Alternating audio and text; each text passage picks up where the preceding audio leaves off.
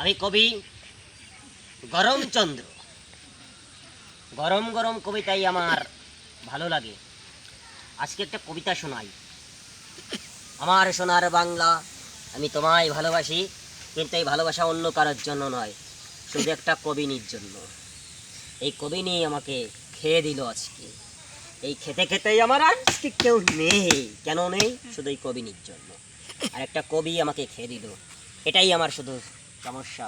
আর আপনারা শুদ্ধভাবে কথা বলবেন, যার কারণে আমরা মাছে ভাতে বাঙালি গড়ে তুলতে পারবো। ও সরি, উন্নত দেশ গড়তে পারবো। Bye bye, tata.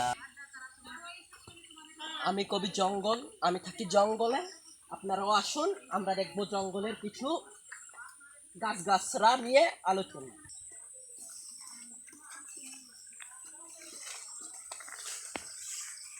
এই গাছটার নাম হচ্ছিল আমার তোমার ভালোবাসার গাছরা। এটা যদি খাও যেই সময়, ওই সময় তোমাদের প্রেম হবে, প্রেম। এখন আপনারা চলুন আরেকটা গাছরা নিয়ে আপনাকে আলোচনা করিয়ে দিই।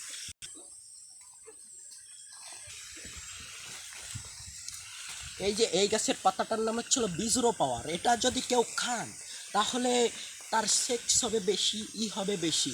তাই এটা নিয়েই আমি আলোচনা শেষ করছি। আমি কবি ঠান্ডা ঠান্ডা ছাড়া আমি থাকতে পারি না, গেলাম ঢুকে। আপনারা সবাই চলে আসুন।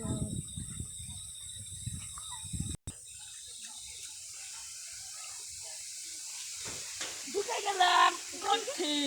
আমরা দুই ভাই গান গাই একসাথে। আমরা দুই ভাই একসাথে গান গাই।